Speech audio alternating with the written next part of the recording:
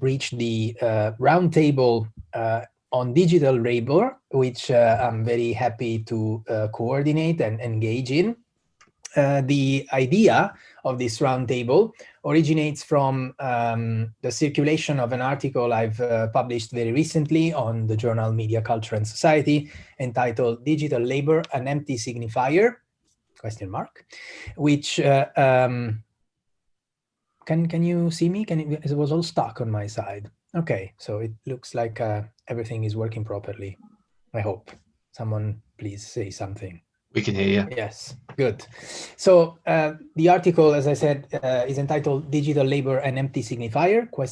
and wants to essentially begin a conversation about how have we discussed the notion of digital labor and have we conceived this idea throughout its brief in relative terms, but still already very dense history.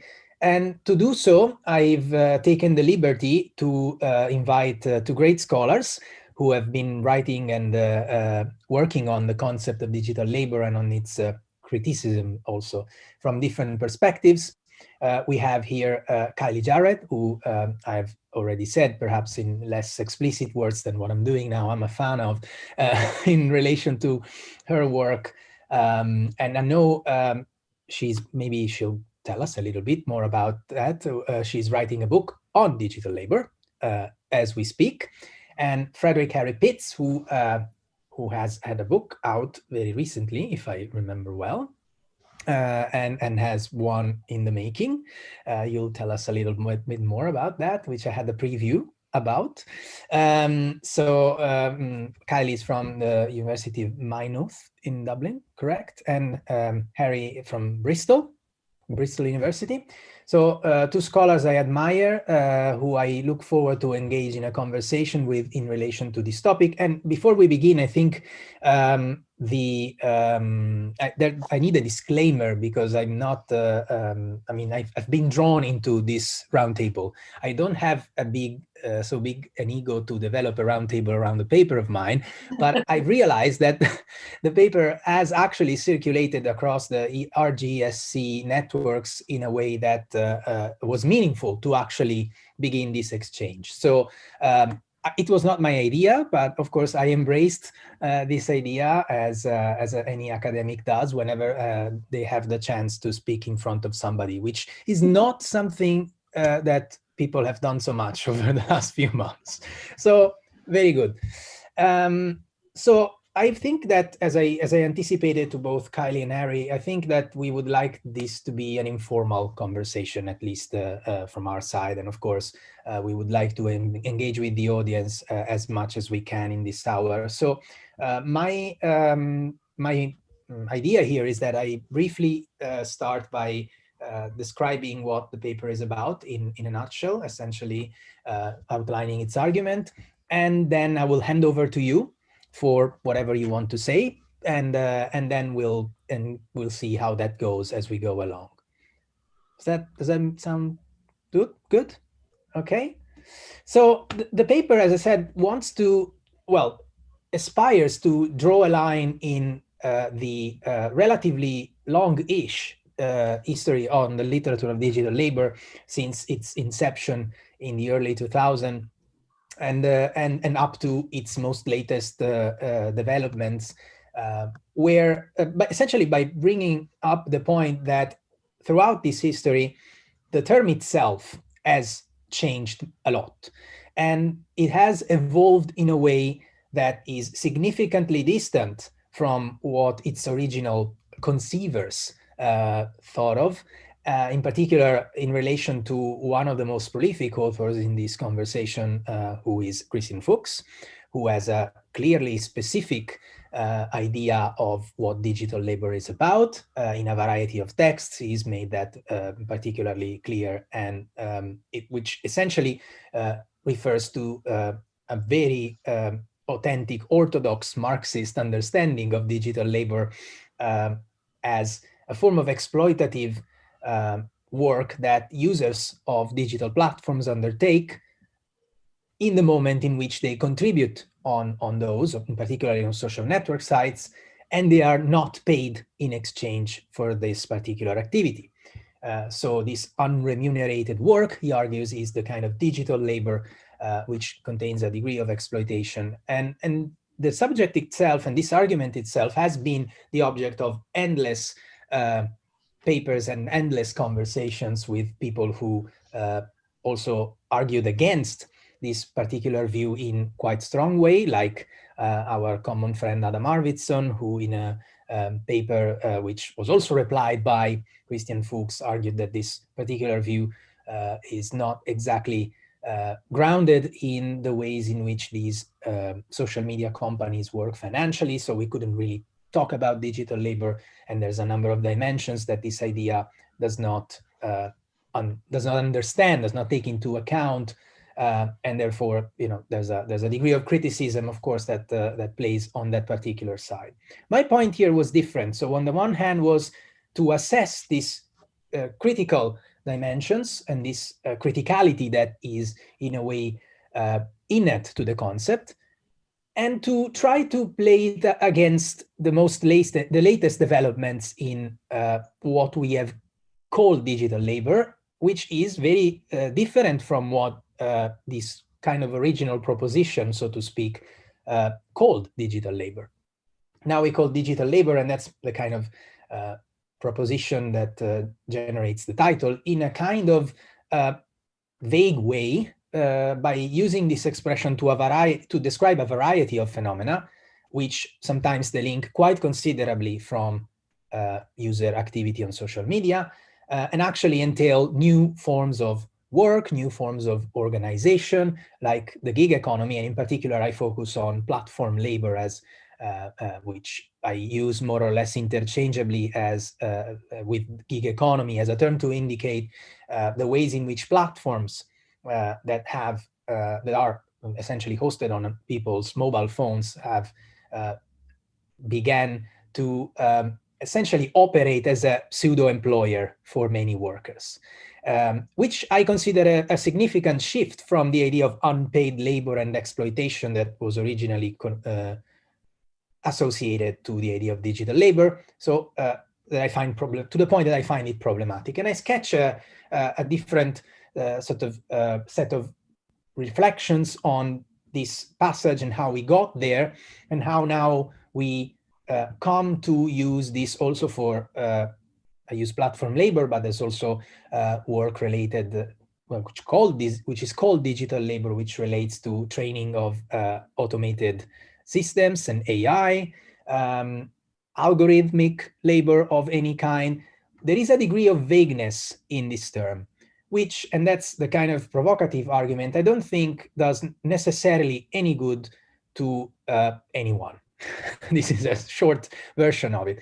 On the one hand, it does not do any good to whoever wants to continue in a Marxist understanding of digital labor, because the sort of Fuchs and followers kind of understanding has been grounded in the, to some degree, I use this relatively strong word, indisputability of the idea of digital labor that sits in Fuchs's arguments, to the point that whoever else uses this term uses this in a completely different way. There have been articles where this term has been used in a completely different way, and to some degree with no reference at all with this concept. And also to all the other people, on the other hand, who want to perhaps use this concept in a critical way, even in a critically Marxist way, but now need to, first of all, sort of come to terms with what is the relationship they have with the original term. And so they have to spend a little bit in their paper to disentangle from any Fuchsian related argumentation. And actually, this is actually as a preamble to their own.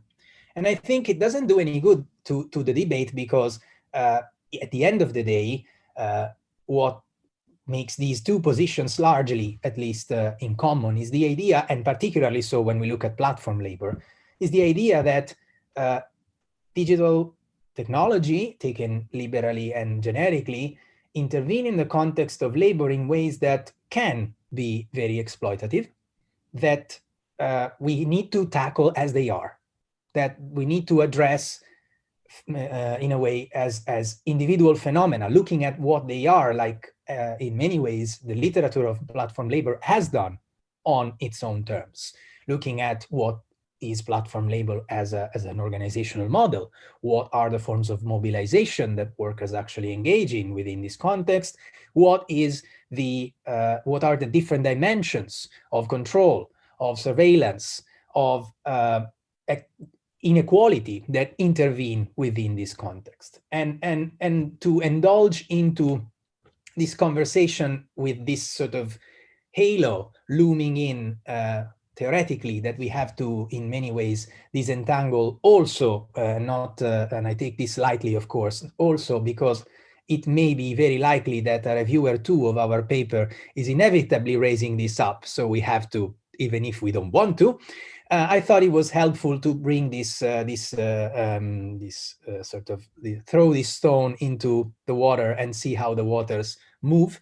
And I have happily seen in exchanges with Kylie prior to this event that in a way some waters have moved, and there is actually a conversation to have around this particular idea, which might benefit also others. And I'm particularly happy that this conversation takes place in the context of RGCS, where I know people like Francois have been interested in very much the same things that the three of us are, but from a perspective that sometimes is different. And they need to also themselves try to understand what is going on the other side of the fence of these cross-disciplinary topics, where sometimes there are completely independent literatures going on, and maybe there may be a contamination between the two, and there is a dialogue that needs to be built, and sometimes we don't build this dialogue enough.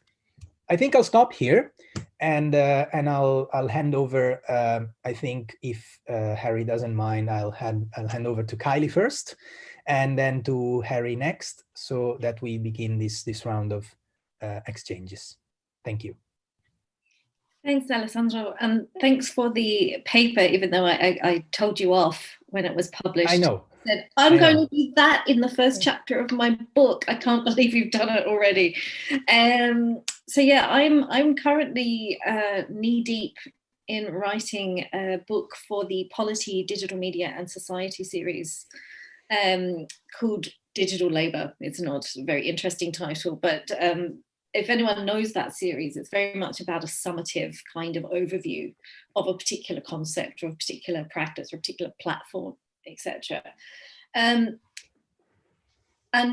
my first challenge, though, is this question of definition. Do I include, and this is something the reviewers of the proposal were very keen on, said you need to define what you're calling digital labour. So am I calling digital labour just the unpaid work that Fuchs talks about? Is it the platform economy?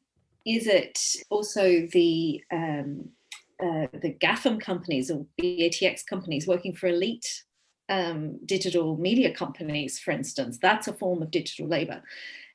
Does it also include the mineral extraction and the waste disposal end of the value chain of digital practice, which I know Christian Fuchs and Marisol Sandoval have talked about in one of their co-authored papers, is that whole value chain is part of the digital labor complex. And then do I include, all the ways in which work has been transformed by digitization, right? So ranging from, data entry to manufacturing to farming have all been transformed by digital technologies. So it's like, what on earth am I talking about? And then I'm wondering what task I've set myself. I was like, oh my, what do I do? So I need to kind of put a framework around it, but I need one that taps into the kind of, I think, more kind of common sense use of the term these days, I think, is that it is broader, that it includes the platform economy, that it includes the workers for Google and the workers for Amazon, etc. And that includes the factory workers, the warehouse workers, and the coders who work for Amazon as well. So I needed to have a definition that was elastic enough for that, but narrow enough to, and I've struggled to get there. But I was inspired by your article to think through this idea of you said Christian Fuchs uses a relationship between value creation and unpaid labor as the kind of definition. And so I thought, well, what kind of critical concept can organize a definition for me? So I kind of do a potted history of labor, and of course define precarity as kind of the key defining feature of, well, all labor today, but particularly digital labor, which is kind of that emergent form that comes out of that moment of precarity. So it must manifest precarity. But then it needs to be narrower than that, because you're just describing all work, right? So I've been using Greg Deputer, does this kind of nice summary of 3 different forms of digital labor. Of the precariat, so he's looking at, and this is specifically when it enters information intensive industries. So he talks about the cybertariat, using Ursula Hughes's idea, which really refers to unpaid labor, the increase in unpaid labor. And then he talks about the autonomous worker coming out of autonomous Marxism, which I think you can use to talk about the platform economy. So we're talking about people who are partly working for self-determination, but also tied with responsibilization and neoliberal impetus as well. And the third term that Deputer uses is the precog, which comes out of the Italian activist collective, which is workers who are in kind of structured formal employment, but who experience precarious circumstances. So that kind of provides a kind of the clump of the 3 kind of forms of precarity that are most commonly associated with the term, with precarity and with digital labor. And then I'm narrowing that even further to just mean digital media industries. So media understood very broadly in terms of communicating, mediating, communicating systems. That's what I've done. I don't know if it's right. I don't know if it works. And I'm still struggling with this problem of having used a critical concept to define the object of my research, that's all I can find in it. So if I want to critically explore digital labor, I can't say, haha, look, it's all precarious labor, because I've used precarity to define the object. So the problem I have now is what then do we have to say? What else can we bring to the discussion if we're using critical concepts to inform how we define the object?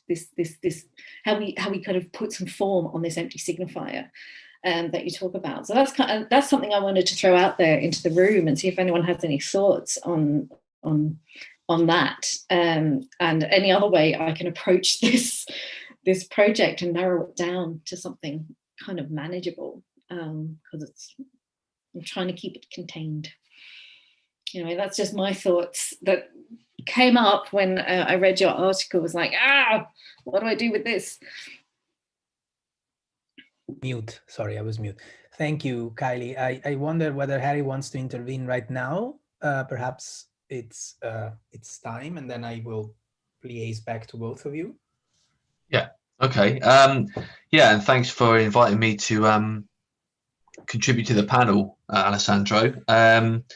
Yeah, so my kind of, I guess, way into the digital labor debate, it's not something I've directly written about a lot, but I have kind of, I guess, engaged around concepts that are quite close or related. So immaterial labor and things like that. I mean, my PhD research, I started off being very much into the concept of immaterial labor and really seeing it as the whole structure and principle, the way I saw my own experience of work, and then also the people I was researching. But I ended up going through my research and ending up a critic of the concept over the course of my PhD.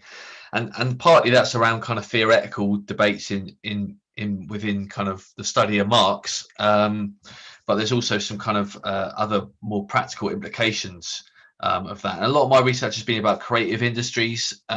So, you know, digital labor is part in there, but also this other idea of creative labor as well. But the thing that kind of connects the two is that they're coming out of a similar way of framing changes in the workplace around this concept of immaterial labor or immaterial production. So I've been quite preoccupied with that.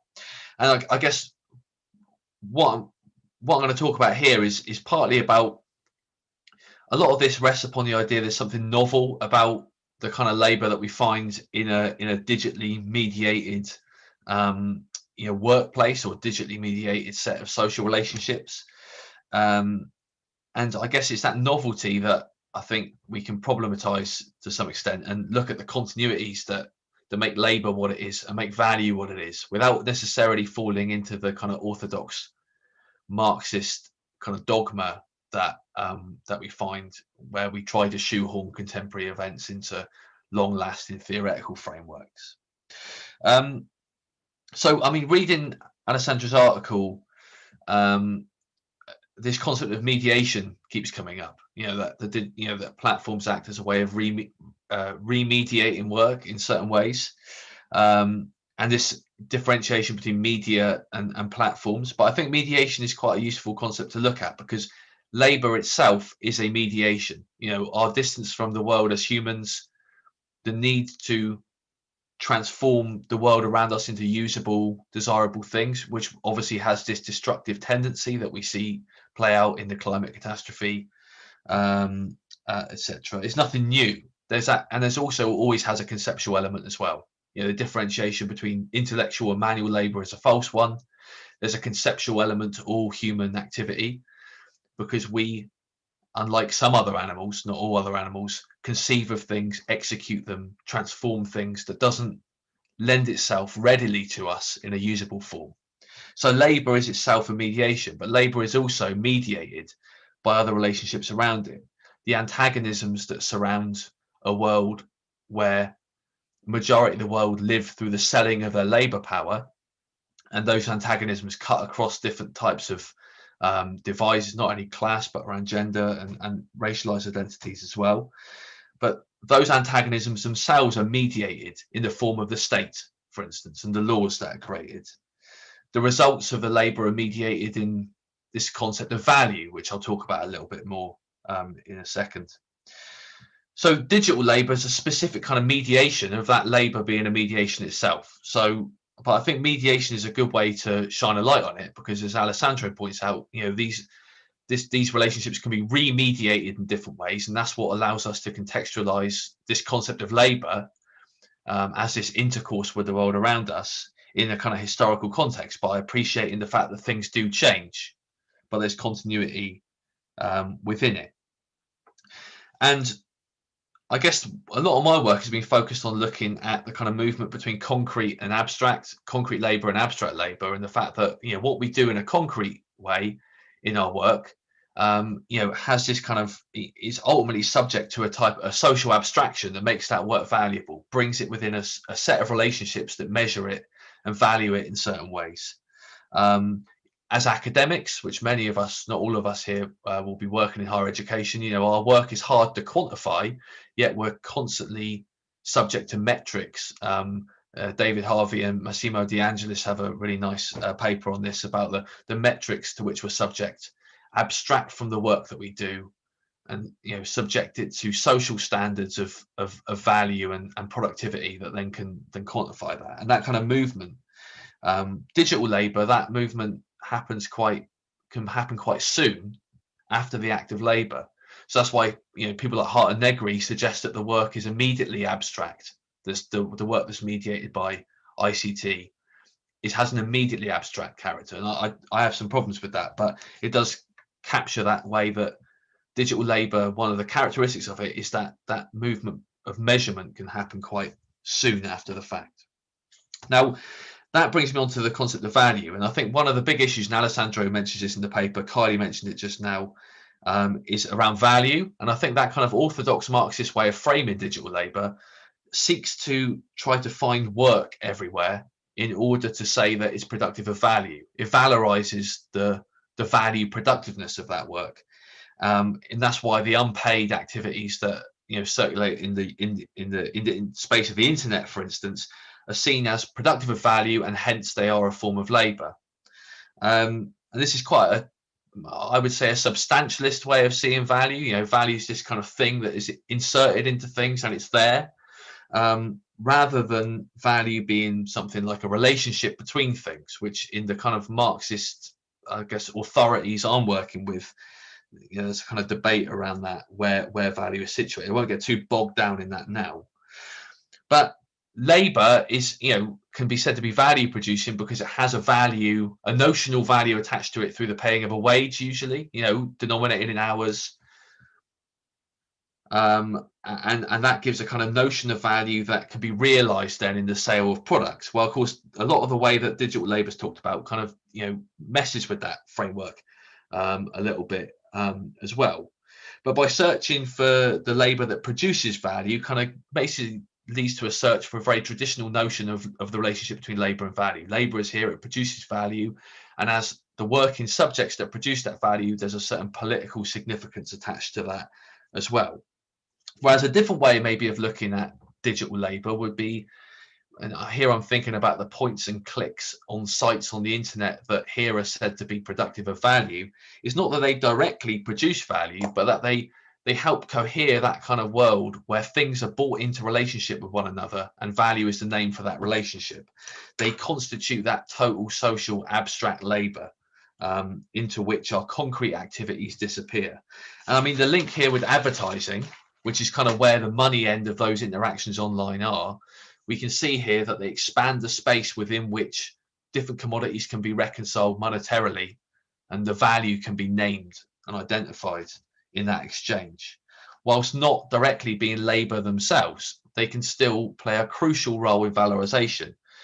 And that means we don't need to valorize the points and clicks on websites as themselves labor, but that they still play a role in valorization. They're not just ancillary activities.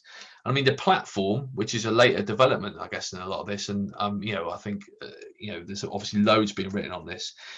Platforms almost finesse those that process of creating linkages between production and consumption that can help realize this aspect, this kind of abstract mass of exchanges and relationships between people and things that is just intrinsic to that total social abstraction that I think is important in looking at this. Labor is incidental to that in the end. Capital seeks to valorize value intrinsically. That's the essential feature of the system in which we find ourselves. And where possible, if it can skip labor in the middle of that and minimize the costs awarded to that, then it will. And then we see that in the platform labor that Alessandra and others have written about. And in a way that's not novel, because capital has always rested on vast quantities of free labor, whether the labor performed on an unpaid basis to reproduce labor power, to reproduce bodies and humans, which has obviously been, governed by a gendered and a racialized division of labor. Or surplus labor, the fact that somewhere someone has to lose for a profit to be gained. Or forms of unfree labor, labor that's compelled against its will, that super exploited labor where capital gets a lot for nothing, don't pre-exist capitalism, but have a continuity running right through the establishment of capitalist society. So that's some of the continuities there, I guess, but obviously there are novelties, and I think this is where this concept of remediation comes in. There was a recent kind of manifesto launched by Isabella Ferreras and others about re-democratizing work, and one of the demands in there was the remediation of work relationships. In a way, platforms produce a possibility of remediating work alongside being a vehicle for exploitation. The smart model, of the platform cooperative, is a kind of model, I guess, where fragmented work relationships that aren't really mediated properly can be brought together and remediated in ways that can be empowering or collective or resistant or militant. And I guess the world of data, and this is one thing I'm looking at the moment, brings the possibility of bringing measure to work that workers at least have felt is hard to measure. Bosses have always got their measures. All work is measured in some way, but there's certain forms of work which don't necessarily have measures that are close at hand for workers themselves. So if we think about the tailorist factory, then that one thing the clipboard did was actually give something to negotiate around. There was clear measures, and because of worker power through trade unions, there was some framework of bargaining around that. But what possibilities are there in digital labor, in platform labor, you know, etc. And I mean, I'm using these terms interchangeably, so I'm not particularly committed to any of them, for actually kind of remediating labor in ways that are favorable to workers as part of this initiative to re-democratize work as well. I mean, I guess what I'm getting at here is that there isn't, in seeking to resist mediation, you know, we need to recognize there is no unmediated or immediate human life possible. All human life is mediated. You know, we have this divide from the world around us, you know, we bridge conceptually, that we bridge practically through our work. And we can choose between better and worse mediations. And, you know, the question is to what extent the kind of digital provides the opportunity to actually create something novel rather and break some of those continuities that previously exist. One final point is that I've been reading a book recently by Martin Hagland called This Life, and I find it an immensely meaningful and powerful book that's principally about death rather than life, where you can't consider one without the other. But it's also about time and the finitude of human life and the fact that we prioritize our time in certain ways. And you know, it's an immensely kind of romantic, you know, Hegelian, deeply theological and philosophical book. But I've actually bought it for my dad for Christmas. I think it's actually kind of the book you can actually give to a relative, to introduce them to some like heavy theory, basically. But in that, he talks about the fact that we need to, you know, make the most of the life that we have and the time that we have.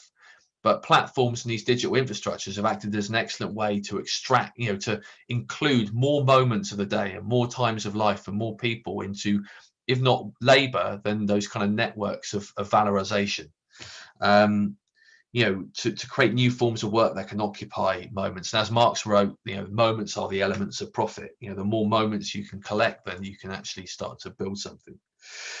Now, the question is, can we revalue what's valuable in this way? You know, and value is quite hard to break. It's hard to imagine a world outside of it or beyond it. But is there ways we can work within existing forms of valorization to, you know, to institutionalize alternatives? And a lot of this, I think, comes around questions of property and ownership of data, the platforms that make it accessible to us, that we can curate data together and things like that. But is there a way in, against, and beyond the digital, you know, to remediate work relationships?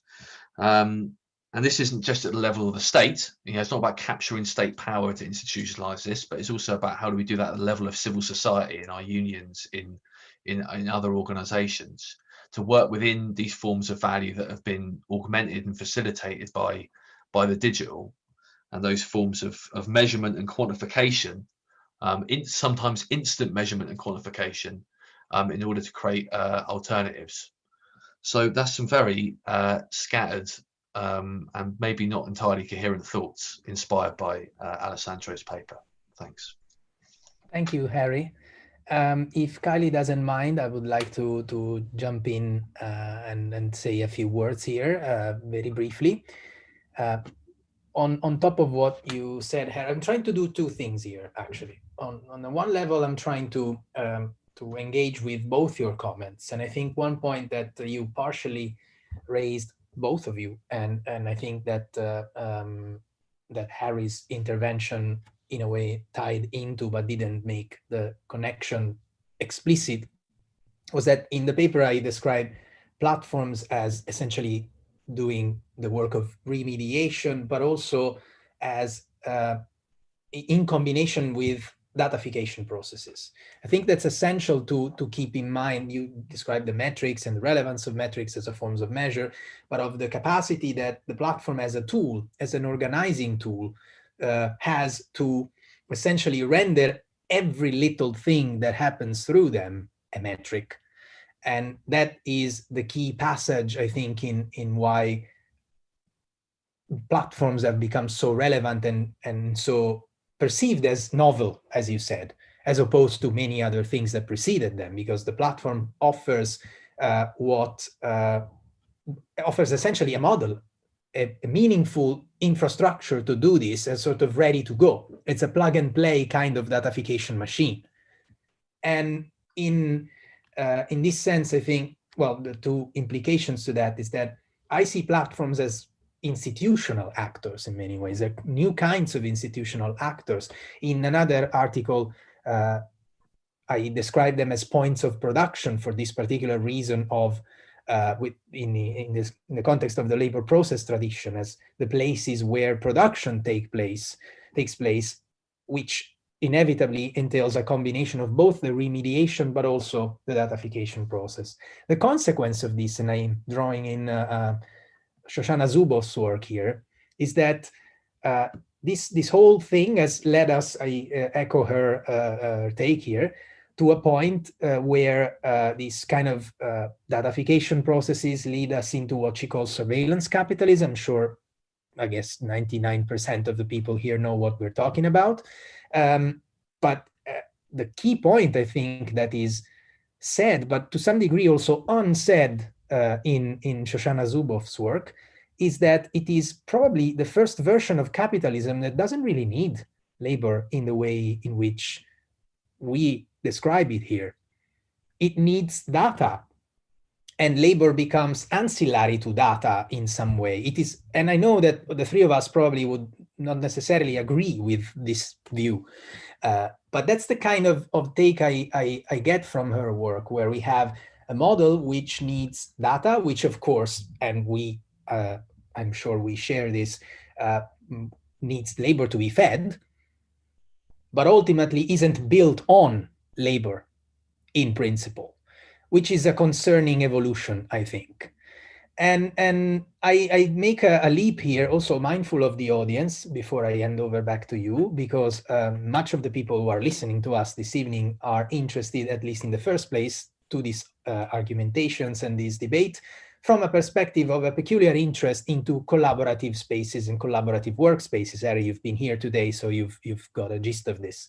And I think that one thing that may be counterintuitive but useful in this context is also that when we talk about platforms and the sort of role, the organizing, coordination role that that platforms do, we tend to think obviously to a digital device or to a digital entity.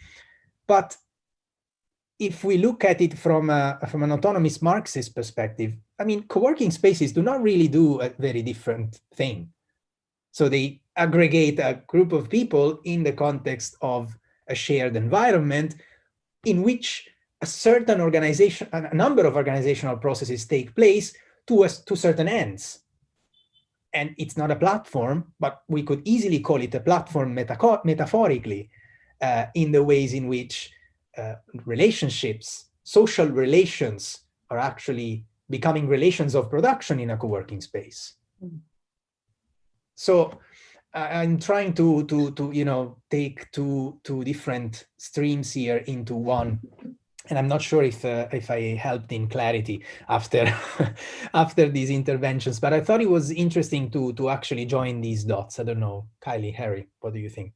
Yeah, I want to go back to this point about what platform labor has done to the idea of digital labor, and I've recently read Arvidsson's Changemakers. And the question of whether platform labor is in some ways not waged labor, right? It's not. It's something else, but it's managed through the mechanisms of wage labor, but at the same time, it's also informal. And this is the chapter I'm working on now, is looking through the labor process and kind of going, there's something about the kind of informality of the kind of labor contract, yet this kind of extraction of data control system in the context of something which is not quite waged labor, but kind of is waged labor and is something new, I think, or something old. It's as Arvidsson always talks about, it's like the hustle, the entrepreneurial economy. It's been around for a long time, but it was always marginal. Now it's brought to center. Anyway, there's just something there about how, in terms of understanding digital labor as labor, that platform work kind of throws a spanner into the works. It's not something I think I'm going to unpack for this book, because it would wreck my head, but I think there's something there that needs some teasing out at some point.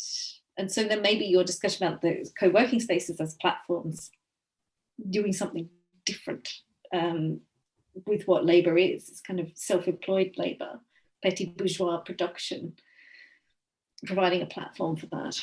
In a very autonomist Marxist reference, Harry will see what you think about it. Maybe in a way, co-working spaces and these kind of co-working spaces, I think more closely in that sense, but also what we see, it echoes back to the social factory concept.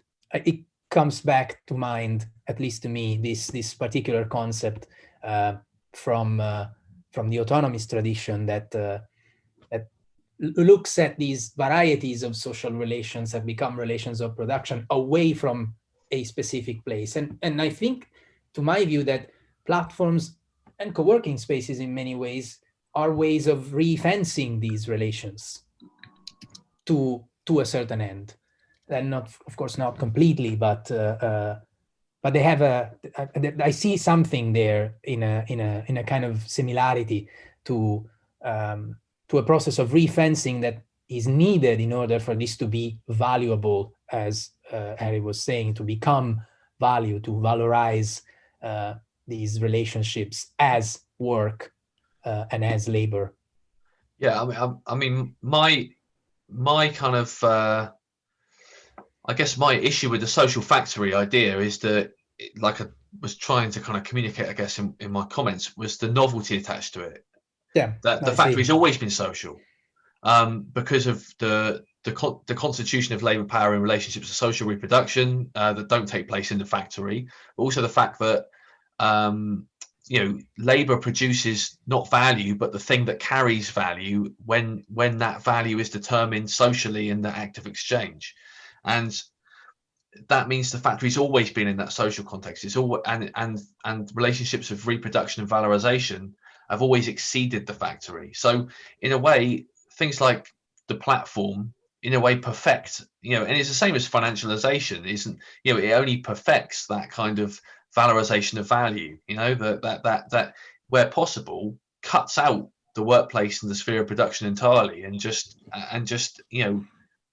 goes of its own accord, and where possible, capital will skip the sphere of production unless it's necessary to produce the thing that carries value. And the age of digital services, and again the informal character of the work that Kylie notes. Another analogy for the platform would be the kind of pen at a docks in for most of the 20th century. Dockers would turn up, put their hand up, and hope for a shift if a boat was in dock. And in a way, we know that the age of Fordist job, 9 to 5 stable work in the mid 20th century was a aberration in the history of capitalism. Not only in a global north, global south context, but also within the global north. So, the novelty again of these forms of labor relationship, I think, can be overstated. I think this is a typical case of a kind of conversation that would continue to a pub after the conference, but we are not in the position of doing that, I'm afraid. There are a number of comments. There are two in particular. I think both of them disagree with me, which is good. I like that. To Melanie, I think, and I think in many ways is also a reply to Andre. Melanie asks, why is data not labor in a classical sense? But in this, my reference was to, and also to Andre's comment, was particularly in relation to Shoshana Zuboff's book, to the idea of surveillance capitalism as a new model. So that, just to clarify, data and labor are very tightly connected eventually. And there's no way in which I can say this more clearly. Data is resulting from labor in essentially 99.9% of cases. And even when it doesn't, there will be an automated system that produces those data on behalf of somebody, which means there will be labor underpinning that. And also, I think this relates to what Andre was saying. What I meant, I'm not sure if that was clear enough, is that exactly, data is dead labor, exactly. And the surveillance capitalist model here is, in my view at least, and my reading of Zuboff's, a model which is based on predicting and to some degree influencing individual behavior and individual activity online to a purpose of financialization of social relations that is advertising driven. So labor here is in the equation as the baseline, but not the key element in a relationship of exchange with wage. And to some degree, it's the first time that this works in this particular way, because we have the technology to make this possible. So that was my understanding of Zuboff, and not to say eventually that it is something that that does completely away with labor. I think it is the degree of the degree to which financialization is the ultimate goal, rather than necessarily the value of labor in productivity and production. It is that element of financialization is important. Sorry, I was mute. I agree, and I know that people in the audience whose surname is Kossu are actually, sorry, I'm dragging someone completely out of the blue into the conversation, are actually very much alerted on these processes as a key element to pin down, tracking the financialization processes in these dimensions, and also in the context of co-working spaces, as his presentation earlier on was effectively about. So again, it's time flies. It's 5:50, so I would really like that other people engage with us also. So please turn on your mics and disagree, as some of you have done already. I like that. Who is Alberto raised his hand? Good. Forcibly, I hope not, at least. Are you here?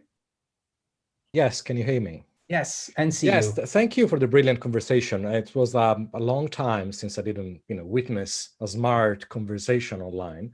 What I wanted to say was like, okay, first I disagree not with any of you, but I mean, rest in peace, David Graeber. He made a brilliant contribution to dismantling the whole idea of immaterial labor by Lazzarato in this beautiful piece called "The Sadness of Post-Workerism." So I think that we should also do this, and because there is some kind of witchery in it's a beautiful part of post-workerist concepts that I believe. So I would like to raise a point, which is possibly a generic point, and see the different cultures that inhabit different platforms, because sometimes I have the feeling that platforms by themselves are the evil. Recently, I'm working on the cryptocurrency and the investors, and even the creators, the thinkers that were behind the algorithms, blockchain, ledgers, transparency. And actually many investors now, there's been a creation of platforms, exchanges, and they use platforms like Reddit and exploitative platforms like Facebook or YouTube, if we will, to actually exploit their own data. So there is a general underlying layer of exploitation of value, which is undeniably there, which is that the Shoshana Zuboff one, that it's undeniable, it's constant. It's like this background noise of machines whirring and capturing our data. But what I want to say is that there is also the possibility, because this activist side that I like to take, there is the possibility that users in crypto finance, for example, are exploiting actively, reflexively their own data. And there is a recent report by USCD that actually this kind of public coordination that is possible in public channels is providing value for these investors. So I think there is a little bit of hope there, and what at the same time diversify the understanding of what platforms are and what they embed in terms of cultures inside of them. I have hope, just in that while there is this exploitative layer, there is meaningful, valuable, socially valuable work that goes on as well. That it's not capitalism all the way through.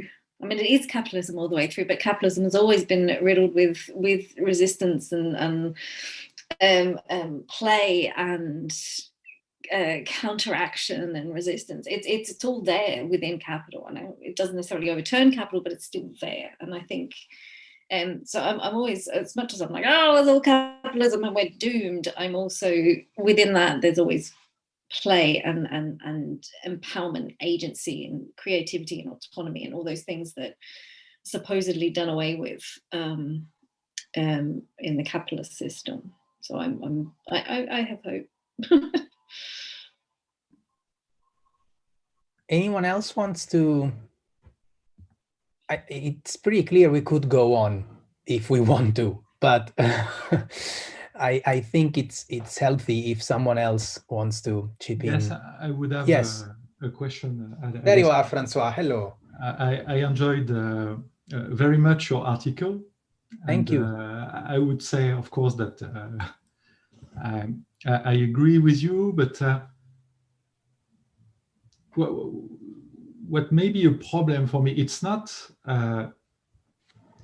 this term and the consequences that you identified. It's much more why we need it, why we need this term today, and why so many people use it in academia, so many politicians like it, so many activists like it. And I still don't know what it means, but I'm sure of something. It makes sense as a polarity. And I think for me, here is the point. On the one hand, there would be heroic entrepreneur, heroic digital entrepreneur. And on the other hand, there would be heroic workers. Heroic entrepreneur, they cope with risk, they innovate, they fight with routines. And on the other hand, heroic workers, I would say that they become meaningful in every act of emancipation or resistance they are involved in. But in that sense, they are heroic. And in the middle, you have platforms, making in a way that this digital entrepreneur and this digital labor, they are the two sides in a way of the same coins. And this is precisely my problem. I situate my argument in the area of the why, because I feel many of us, we have done ethnography and we don't see that kind of behaviors, activities, practices that are polarized this way. We see much more ordinary entrepreneur, ordinary worker, ordinary activities, many things in the middle that are not stretched by this polarity. And to make also a connection with collaborative spaces, one thing I love with collaborative spaces, with co-working spaces, maker spaces, hacker spaces, it's not that it's a very personal view. It's not that they would require specific theories and that it's pure novelties, but it's precisely that there are windows to enter into phenomena and ordinarity that are very difficult to grasp in other contexts. I want to meet this ordinary entrepreneur in Paris. Where can I meet them? I go to a co-working space, or I used to go to a co-working space. So, and it's the same, just to conclude, it's the same also for the datafication and the digitalization that you mentioned. I think it's also an ordinary phenomena, not part of these two polarities, this poor guy suffering a lot that exists, that can be a Deliveroo rider suffering, fighting against the elements. I'm not at all saying that and neglecting this suffering. I'm just saying that what massively happens in life around work and digital work and entrepreneurship, it's not this. And that part of the literature polarizing on this heroic entrepreneurship or heroic worker maybe miss something that is strongly part of our life. So it's a very long comment and it's not really a question. But no, it's perfect. I mean, Kylie, you wanted to say something, or shall I? Yeah, just from having to write this book where I'm trying to find commonalities across those experiences. There is so much similarity between the heroic worker and the delivery rider out in the streets being exploited and the Silicon Valley entrepreneur. There's very similar mechanisms being deployed. I haven't got time to go through them all, and I haven't actually figured them all out yet. But I'm finding, that is a very similar narrative. That distinction is actually quite weird, which is why that definition of digital labor being quite broad is important to me. Anyway, Alessandro. No, I mean, I have a very, in some way, probably very banal point, which sparks from Francois' comment, which is, I think if we look at this different phenomena, it's like, at least to me, it looks like a puzzle and something like that moves, like when, we were, that was the situation before. Now things at some point have started to move for a little while. I know that as a sociologist, things always move, so it's a very banal and obvious point. But I feel that the different layers that also your intervention helped us to put a light on, tell us we are probably in a very, again, obvious phase of transition from some kind of, I liked Harry's point here when he said he underlined the exceptional status of Fordism in the history of work, which is something I completely agree with, to something else. Some people have jumped the boat and talked about it as post-capitalism or whatever. There are different terms. I myself use these terms. And to make a sort of lighter note on Francois' comment, we use these terms because they bring citations. Let's be fair. Sometimes we do that because, people go on, Google Scholar and type digital labor and find Kylie Jarrett and Harry Pitts and Alessandro Gandini, and it's easy, we fall into these traps ourselves too, as academics at least. But I think that all of this, and in particular your intervention, actually was very helpful in giving us the chance to see more of these different layers that contribute to this transition to whatever, which we don't really know what, which is in moving right now. And I'm not in, I like the idea of post-capitalism as I tend to, fantasize, but more as an abstract sort of idealization than something that happens in practice. In practice, I think what you talk about is closer to what Adam Arvidsson describes as an industrious economy, where there's a lot of people doing things, some of them for very little money, very labor-intensive activities and very economically self-sufficient, very much less self-sufficient ones. Sorry, I got myself into a difficult English expression. So industriousness catches much more, I think, what happens here than the sort of pseudo-utopian view of getting rid of capitalism, which I'm not sure ever actually happens, for how much each of us would want to aspire to it. But realistically, that's the situation I think we are in, with the different layers, with the heroic entrepreneur, the heroic gig worker, and all kinds of other subjectivities in between, equally heroic and to some degree struggling to understand what the hell is going on, because that's a lot different in many ways from what their expectations are, at least their perceptions, their individual positionings. Even if for us, perhaps as critical scholars, some of these things we can see they're not novel, we can see the continuities, but for some people on the ordinary folk on the street, maybe this is also complicated in the end. And they're like, I really wanted a job just to buy a house for myself, and I can't do it. What do I do? And that's where I see these different layers coming in, and this transition come in also at the level of subjectivities and ordinary perceptions, beyond the academic tags that we like so much.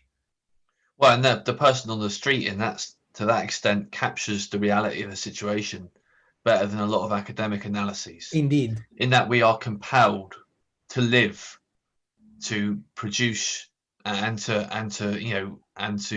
valorize a force that dominates us, and there is no other way. And that's what makes capitalism resilient. And as you say, I'm skeptical about ideas of post-capitalism. We're still very much within the foothills of capitalism, historically. It's not going anywhere, and most people on the street understand that, independent of what they're spending their time on. I think it's also more though than just that I'm doing this work for survival. There is a discourse of pleasure and desirability within it as well. I think culturally and socially, there is a desirability associated with some of this work that we would do well to understand better as well. That the narratives aren't just that this is, you may be doing this work because there's no other options and this is the work, but it's also desirable, presented as desirable and socially valorized as desirable in ways that is important to understand too. There is a comment from the chat from Emmanuel who underlines that at the end of the day, if you want to, do you want to voice it yourself, Emmanuel, perhaps? Is it easier? Manuel, you hear? Otherwise, I would just reiterate it for the audience. Essentially, he makes a point about the sort of inevitable, necessary presence of salary relations at the end of the day, which I agree with Harry's comment further on. It is a very good point. At the end of the day, the ordinary folk, as we described them earlier on, actually, wants to still perceives themselves to be in this kind of relations. So they are much closer to a regular old school worker as one would think. Although, also, and I think this is very peculiar. I hope my friends here who study collaborative workspaces don't really hate me here when I'm saying that the overall, at least the genesis, the evolution, the unfolding of the collaborative workspace scene has been imbued by a discourse that has been quite heavy about the the entrepreneurial spirit of getting away from salary relations and doing your own startup ventures when and that's something that has is post in some way, post neoliberal for sure, at least in terms of making workers conceive of their work as entrepreneurial when in fact maybe it's actually not entrepreneurial that much. I'm not sure, I'm probably rambling now all over the place, but yes, Kylie, is it closer to piecework, which is wage but not through labor time? And we come back to another conversation which Harry and I think had a few years back in Sheffield when at the labor process conference, the good old times when you could go to a pub and talk about the labor theory of value and feel socially accepted. This kind of, I remember your discussion with the labor process theory folks about the labor theory of value and all the rest of it, and it was quite it echoed some of what we've discussed today, and it's continuous contentious nature. Let's use this expression. I think we are, well, we're 10 minutes below what we set ourselves for this roundtable, and I'm sure some of our friends here have Zoom fatigue, like many others. So I don't want to keep anyone unnecessarily longer than they want. But of course, we are, as you can see, we're very happy to talk about these topics eventually. So we can say even a little bit longer if there's a couple of questions more. Otherwise, we can wrap this up. Chiara, I know you. I see you on the screen, and I know I shouldn't have said that. I am reading very worried messages like they're kicking me out of the office. I can't. Okay, so I think it's healthy if we stop here and give me just 10 seconds to thank Kylie and Harry for and all the other people who've intervened for this roundtable. I think I share Alberto's point here. It has been very healthy at the end of a long year to actually come back to engage with you, and I look forward to doing this again, perhaps in person. Why not in a pub? But this is more personal. Anyway, so we can continue the discussion on Discord for those who want, and we can move on to the final segment of today's program with Chiara, before she kicks me out of Zoom, which she would have the right to do, and kindly she didn't yet. Not yet. No, I'm really sorry to cut off this this interesting debate, and I'm realizing that it's really stimulating a lot of attention and interest in the audience. So I'm very sorry to interrupt this now, but of course it's kind of late at the moment, and not everyone will be able to keep the conversation active. So we also would like to conclude this conference with some, general thanks, of course, also with a few words that I would like to invite Paola and Luisa to say about, in general, some comments on the conference itself, and maybe on the flow of the conference that I think was really, logical to conclude in this way that sort of allows us to have this bird fly perspective. I don't know if we can use this expression in English, but to say that we kind of came a little farther from the close perspective that we started with, that was more about interactions, about spaces, etc. And so this allows us to give a more political, economic, social view on the problem of collaborative spaces. So thank you so much for bringing these topics up. And Paola, I think, has some comments. I mean, we wanted to conclude this conference with the Italian flavor that we started with. So we wanted to involve all the other Italian chapters to participate, and to, of course, express their opinion about the future of this conference, about maybe the next one, and to tell some words about also future plans of RGCS. So Paola, please, if you want to. Sure, thank you, Chiara. With the other colleagues, Luisa Tomasina and Andrea from the Rome chapter, we kind of took upon us the difficult task, especially at this hour, of summarizing and synthesizing and preparing. We also prepared a document, somehow bringing together some of the very, very different and very interesting insights that we've come across so far in this conference.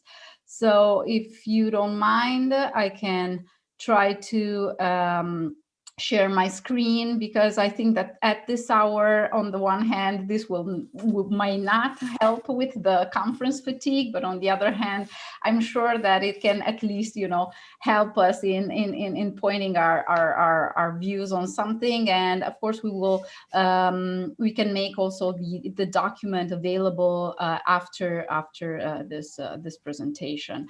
I know that Luisa is writing right now that she's having some problems connecting. So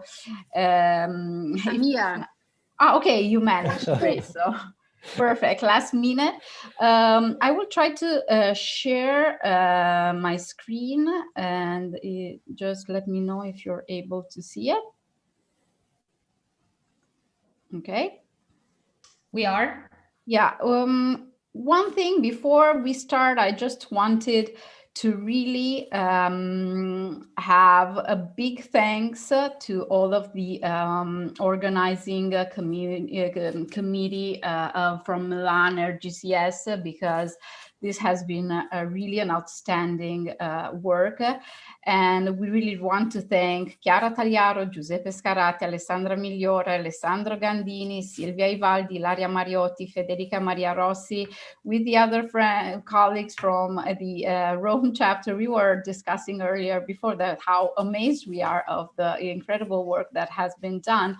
And we were confronting about some of the previous online conference experiences that we had. And we were actually saying that it is rare that everything functioned so well, and that the sessions were so perfectly so perfectly chaired, as well as, you know, all the virtual organization actually came together so brilliantly. And this, you know, we didn't come across with this kind of great organization, not even in conferences, for larger conferences with much more resources, and in which, of course, we also needed to contribute financially. So thank you very much for making this possible, and making it possible for free for the entire community. We certainly enjoyed and appreciated very much your effort.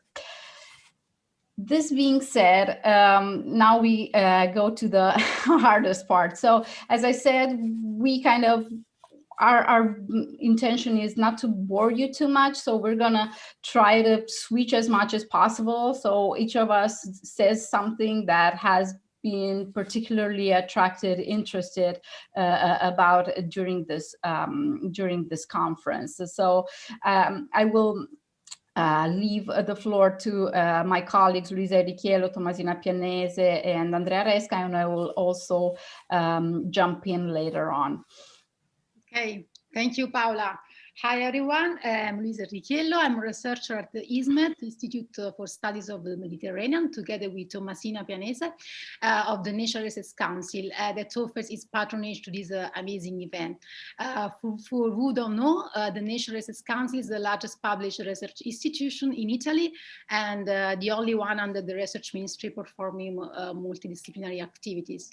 And this is within these networks, the Institute's missions is to identify and analyze the dynamics of process of growth and socioeconomic development of the countries of the Mediterranean area. So we rely on more than 60 researchers in different fields, so there are huge opportunities to carry on interdisciplinary research.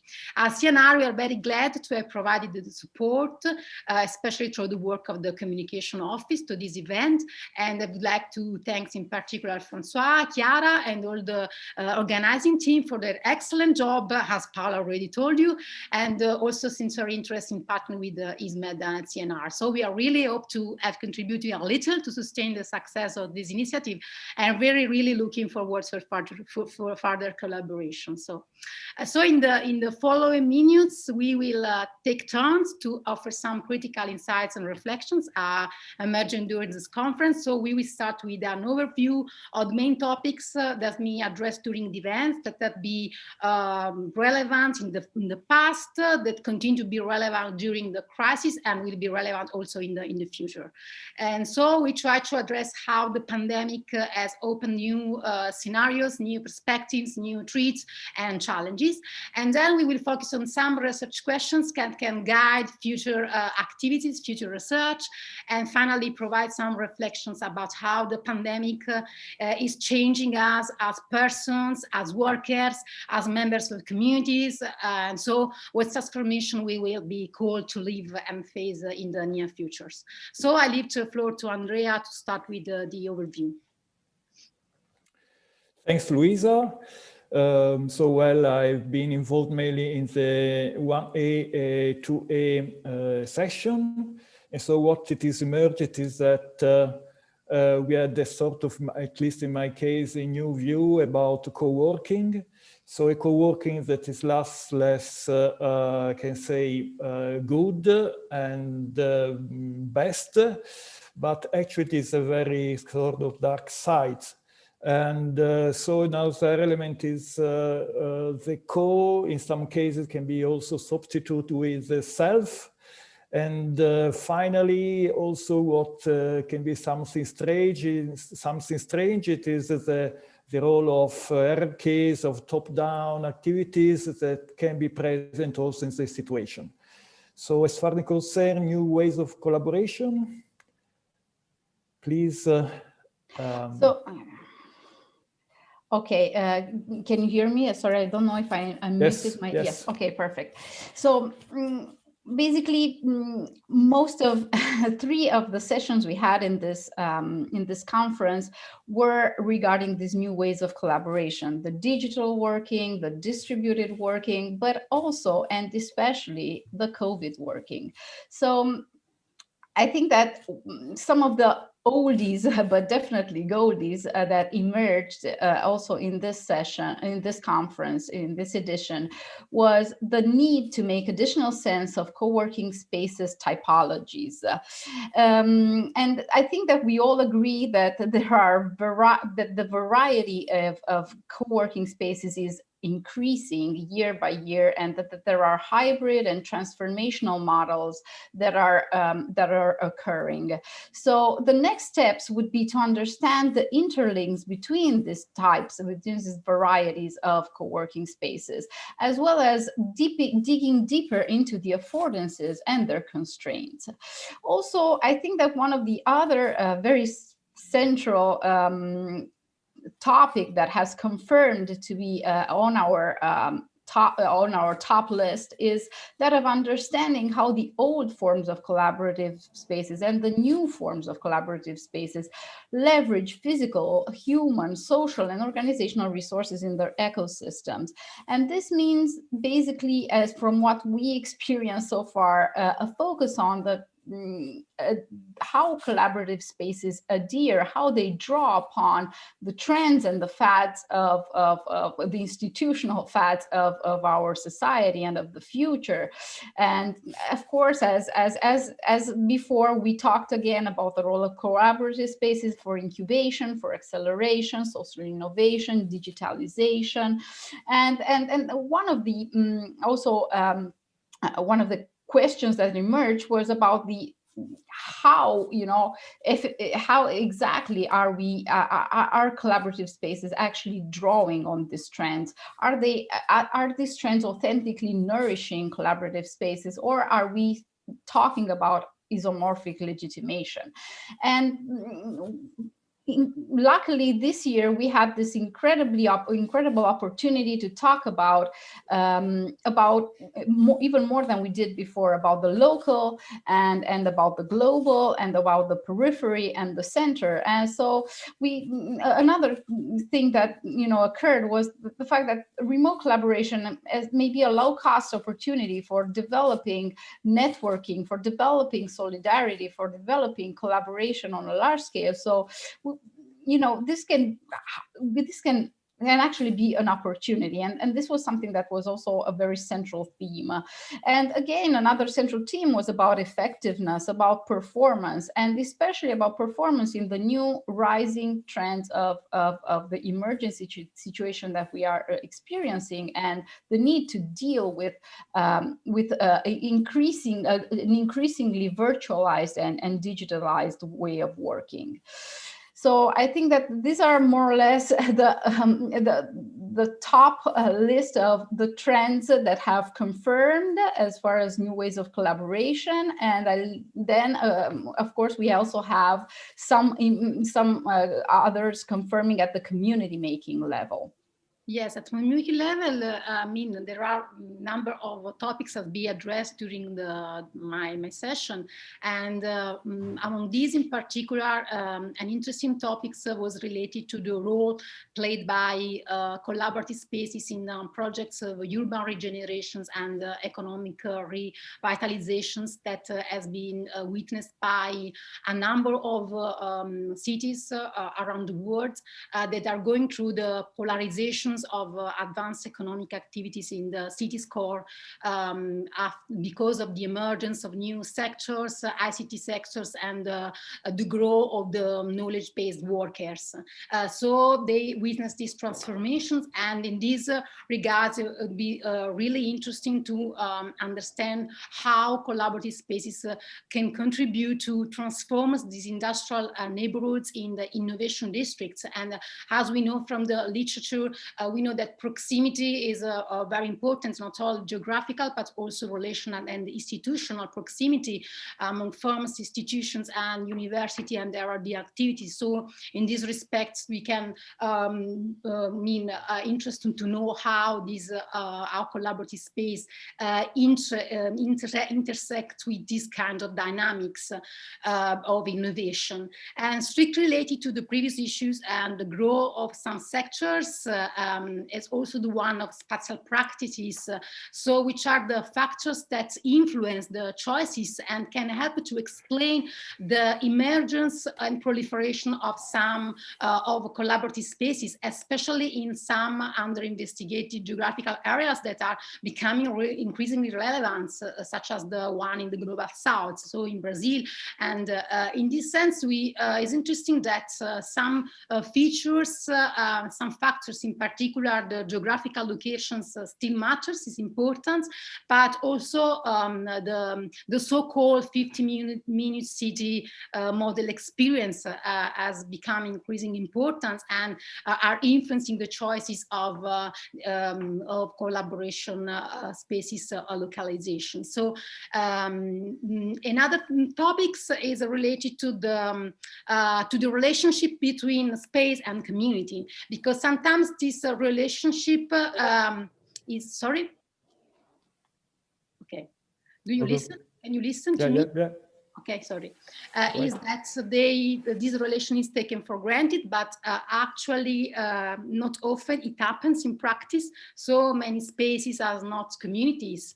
And so in this context, it becomes interesting to know how specific ways of working, how specific collaborative practices can sustain the creation of resilient communities of professionals whose value are based on friendship, solidarity, reciprocal respects, and even trust.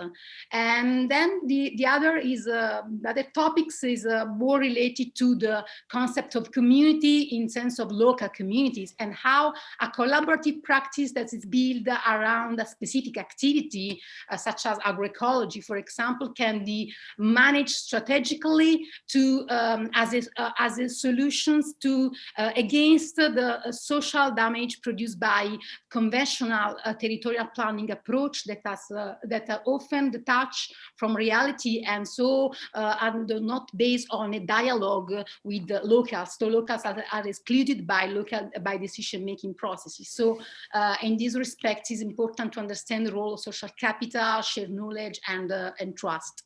So at this point,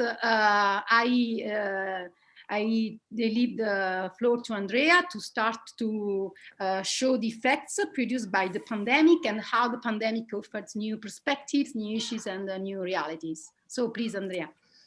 Yes, thank you.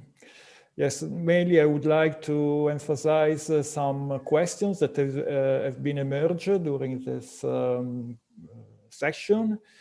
So the fact, for example, that commuting will be very different from now on. So what to do next? So the solution will be home office, will be co-working spaces, as we have discussed for a long time in these days.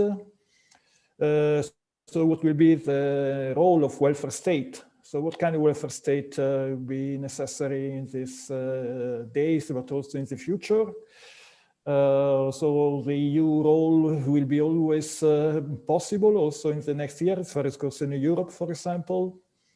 So the question of public transportation. So usually, at least in Italy, the municipality are in charge of it.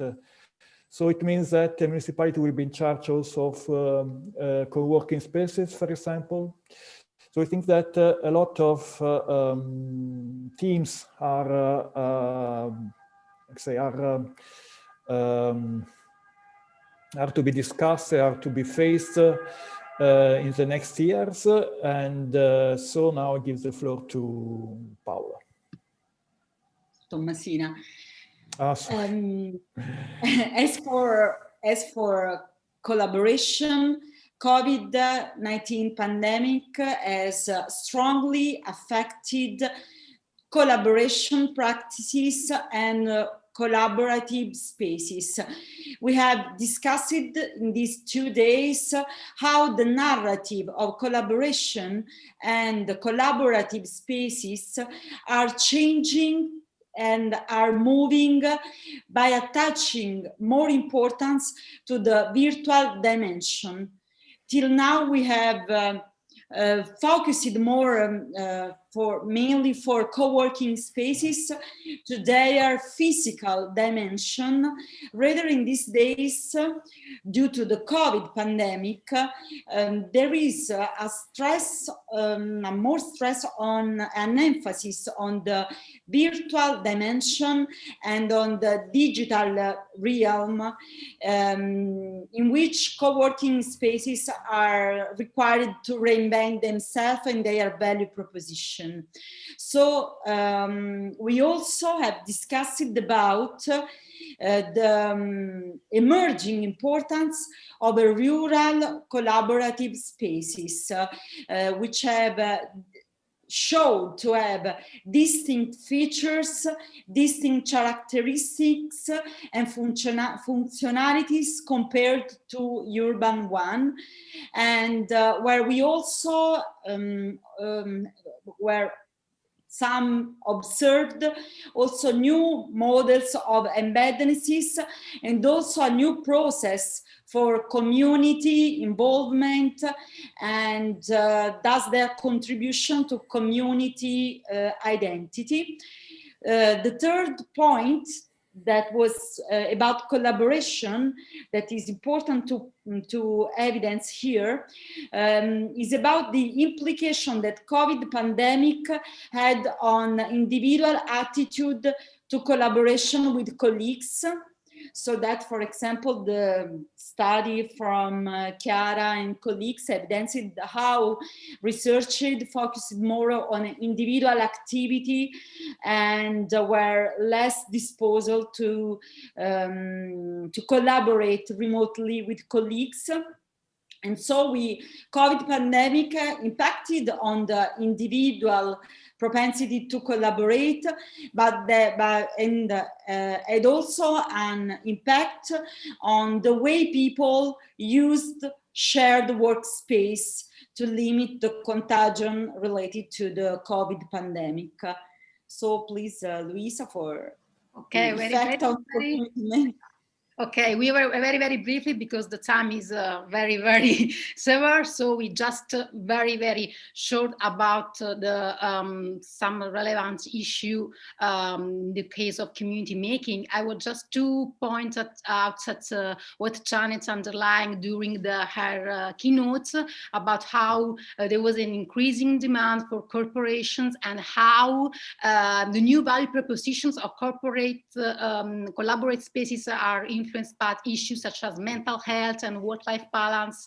So it would be interesting to understand how in the future the impact of pandemic will influence the choices of collaborative spaces in terms of not only in integration with the urban environment, health, rent demands, but also in terms of integrations between the built and the natural environment. So because it can be valuable to improve the health of co-workers.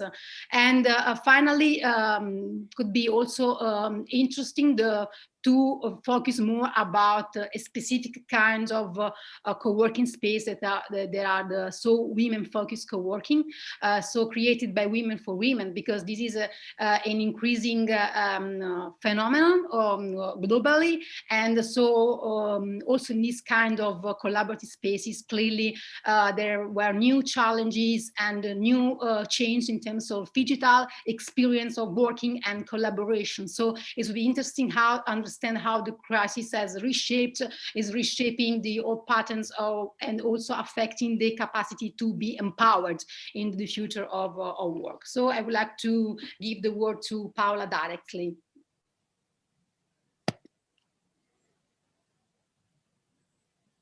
Paola?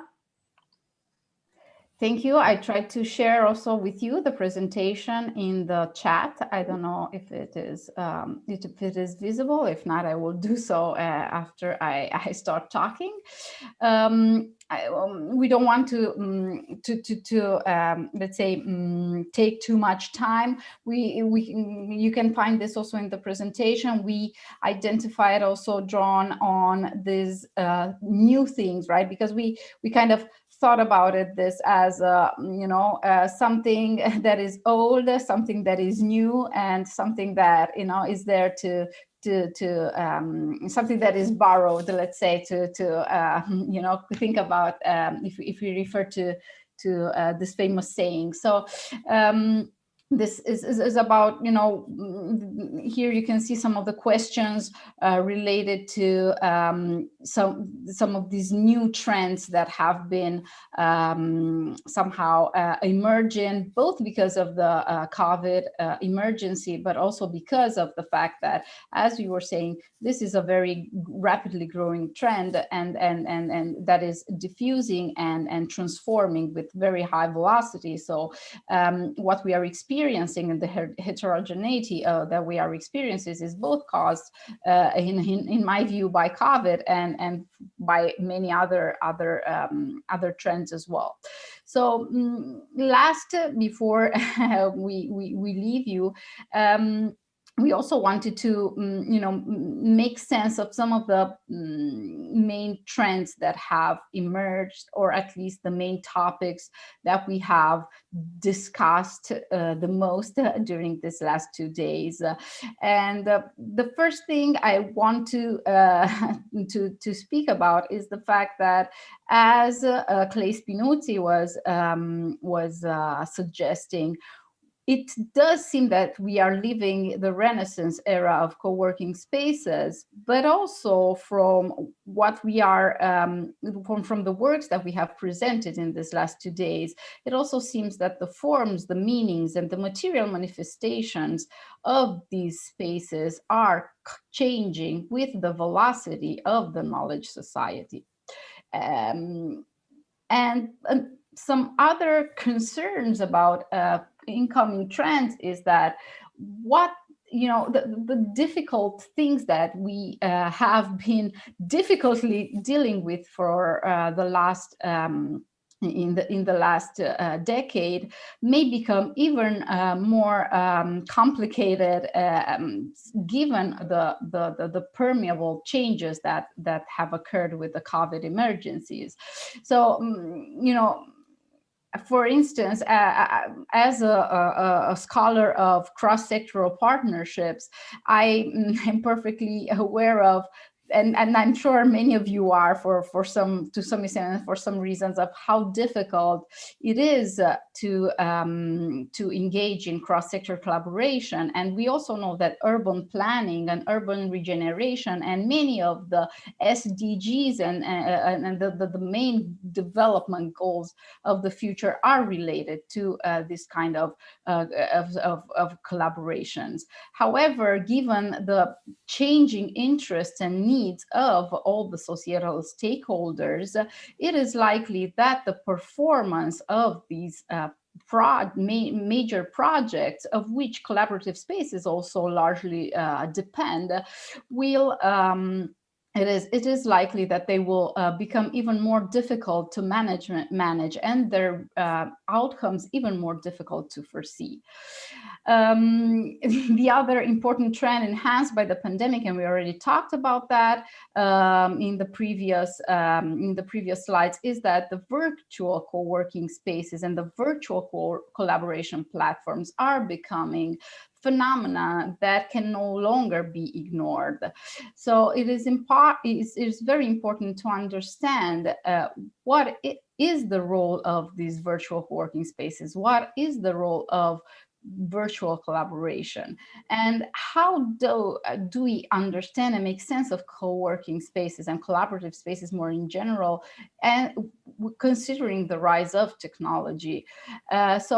And as I said, one of the most insightful and interesting things in this conference was related to the relationship between rural and urban and the local and the periphery. And the interplay between these 4 dimensions, to me, was extremely insightful and interesting.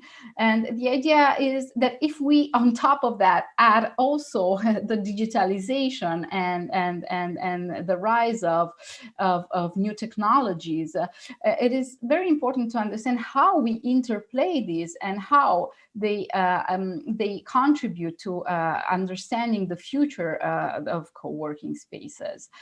And another recurrent theme is that we are experiencing a total hybridization of work, and many times during these 2 days I have heard you talking about family work, homework, domestic work, recreational work, COVID work, as I was mentioning before. So I think the next steps is understanding what this means for sustainable development goals, what it means for the theories of degrowth and post-growth, and also about for theories of social innovation.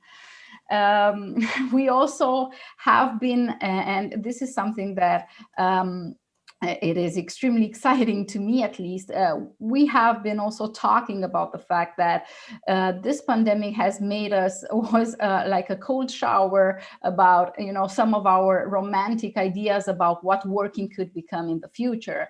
We have somehow, perhaps got a bit too used to blaming it on corporations for not, letting us do the kind of working that we would have, and we would have been we would like to engage in.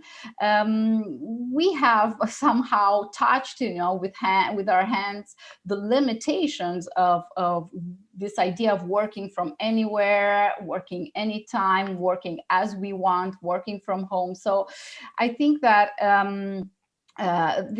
this co-working, this pandemic also draws the attention again, a renewed attention and more aware attention about what it means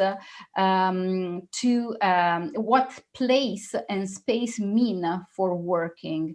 And this leads us to the last idea, is that and that is that locations are still incredibly important, and we still need to understand whether we are actually on the verge of radical change, whether what we are experiencing is just a temporal crisis bracketing. I don't know if we're going to experience that very soon. Perhaps what will happen will be what is also happening with collaborative spaces, is that they are changing, transforming, and embracing a multiplicity of forms. And perhaps this is also what we will be experiencing. But what it is important to understand is that working everywhere, anytime, embracing technology, does that mean that place does not matter? Virtual place is as important as physical place, and hybrid places are ever more important and even more difficult to understand and to predict in their impact on communities and on the social realm. So we still need places and not merely spaces, although spaces themselves are, let's say, one of those our ideas and conceptualizations and expectations about spaces is what leads us to search for places and to appropriate spaces and transform them into places. So I think this is pretty much wraps what we thought was important of this. We would very much love to know what you thought was important of that. Unfortunately, I don't know how much Chiara will allow us to do that, but the very last thing I wanted to say is that while I think that all these ideas are incredibly important, I think that many of them are new also for research areas outside the collaborative spaces. I know many of us are doing research in collaborative spaces and maybe looking for outlets in which to emphasize the value of these phenomena. So from this point of view, Francois has already discussed, and also in the General Assembly, for those who have been there, about our new project, our new annual open journal of the community. We would like to invite you, as you develop these streams of thought that we have experienced in these days and other projects, to consider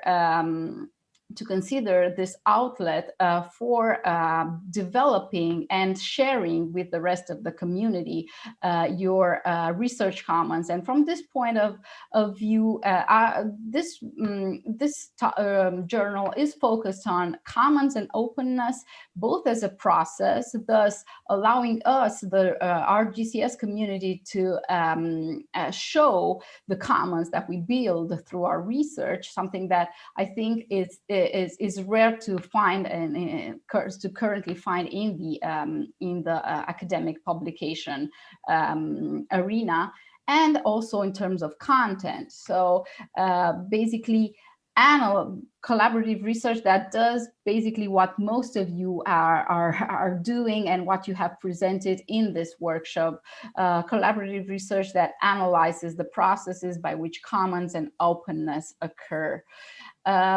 So basically now we are the co-editors-in-chief, myself, Stéphane Hepliger, and François-Xavier Devojani, and our purpose is to include you as much as possible and to share with you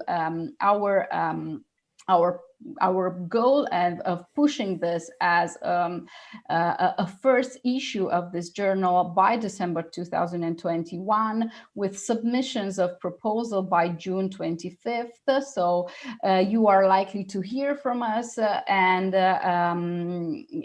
to be encouraged to contribute to this project as you can.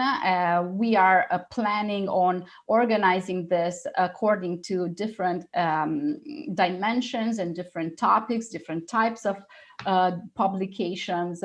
So from this point of view, I'm sure that any kind of output from any kind of in any kind of state of development can find a good let's say opportunity to grow and to share something within the JOCO journal. This is all from me. If there is anything else, if there are any questions or something that I left out, I'm glad to answer. Otherwise, I would just like to again thank very, very much the organizers of this event. Thank you, Paola. I wanted to say that I think it's a great thing that you wrapped up your very broad and interesting analysis of this whole conference by launching the new journal. Probably the framework that you created is also a good tool for you to start clustering maybe the contributions that you will receive, or to, I don't know, open up a call for papers focusing on the different topics. So I think it's great that you worked so much on the program of this conference and that you created this fantastic diagram that I think is also a very interesting tool to perhaps build up connections between the people that participated in the conference. So thanks to Andrea, we have now it already shared on Discord, so it's accessible to everybody. Really, thank you, Tomasina, Luisa, Andrea, and Paula for supporting this this conference. We would like to say that this has been a wonderful place, if not a space, as we couldn't share a physical space, but it has been for sure a great place to share ideas, to share knowledge, and to connect with new people. I think that in this event, more than ever before, probably in the RGCS community, we've seen the participation of people really from all over the world. And I think it's a very good accomplishment that, of course, was enabled by the fact that we were online. So this will be also a challenge for the future events of RGCS. Of course, it would be great to combine physical and digital solutions in the future. Thanks again to the CNR and ISMED for the patronage, and of course I'm following up on Luisa inviting us to collaborate in the future. That's a great opportunity. I would like to thank all the organizing committee, especially Alessandra Migliore, who took care of all the technical issues, and so she is really our hero in this event, because she was super ready to repair any problem that occurred over these 2 days. If you had the impression that everything was smooth, it's thanks to her, because otherwise everything would have been I don't know, interrupted at some point.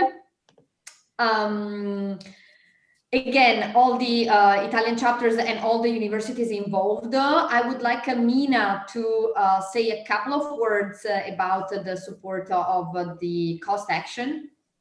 Yes, thank you very much to everyone. It has been a very great opportunity to collaborate with the RGCS community, and we really hope to see you following our social medias and our research as well. Thank you very much for everything, and to everyone, because we had a lot of COST members among the organizers, discussants, and presenters. So there has been a very huge collaboration. Thank you to all. Thank you. And thanks to Alessandro, Silvia, Federica, Ilaria, Giuseppe, who had to leave again. No, he's maybe still here, just undercover. And I would like to remind you that today has ended already, but that tomorrow we have a post event. So as in normal conferences, people the day after would just get together and explore the surrounding territories. This time we don't have any boundaries, any limit. And tomorrow we will jump after a Q&A session for the people who want to join the Co-working Library Challenge. We will jump to Asia with a roundtable moderated by Yinghua, and then to Latin America with a roundtable moderated by Emmanuel Costa. So I really hope to see you again tomorrow, and that this is not our last chance this week to meet up. Thank you for being here until now. It was a great pleasure. Have a good evening. Bye. Thank you. Thank Bye. you. Bye. Bye. Bye. Thank you. Bye. Bye.